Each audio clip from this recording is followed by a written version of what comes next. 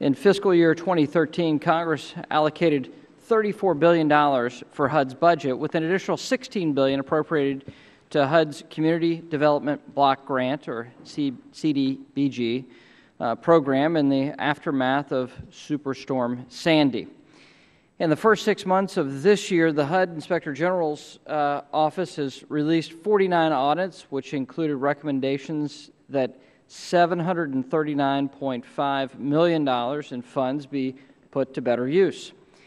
These 49 audits also identified over $770 million in questioned costs and more than $1 billion in collections from audits.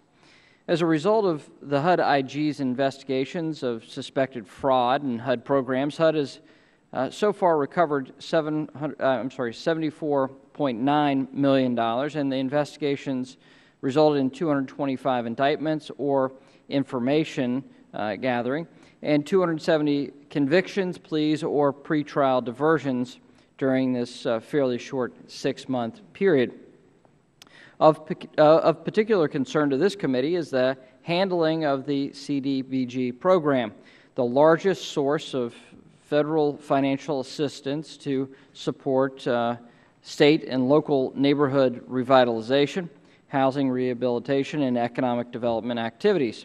Over the years, HUD has failed to adequately account for how taxpayers' funds are being spent in the CDBG program, leading to wasteful spending and frivolous pork barrel projects.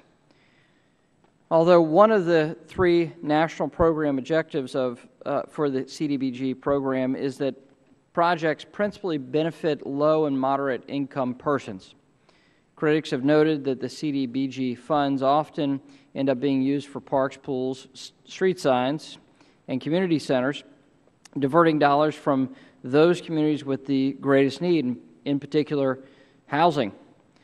In fact, the New York Times has exposed a practice where well-off communities sold grants to other communities in exchange for smaller purses that had no strings attached. This is very troublesome. This also highlights the concern that CDBG's formulas for dispersing grant funds may be outdated and unsuitable for today. Others have commented on administrative failures within the program. GAO has noted failures in HUD's ability to track funds appropriated in the program. This goes back to a 2006 GAO review of the CDBG program that found that HUD does not centrally maintain the data needed to determine compliance with statutory spending limits. GAO added that the HUD had not developed a plan to replace monitoring staff or fully involved its field staff in plans to redesign an information system that they use to monitor these grant recipients. I understand the Office of Inspector General has worked tirelessly to fight waste, fraud, and abuse identified within HUD, and I look forward to our testimony today from the Inspector General and Inspector General Montoya on ways in which HUD can better track the taxpayers' money and put it to best use as the Congress intended.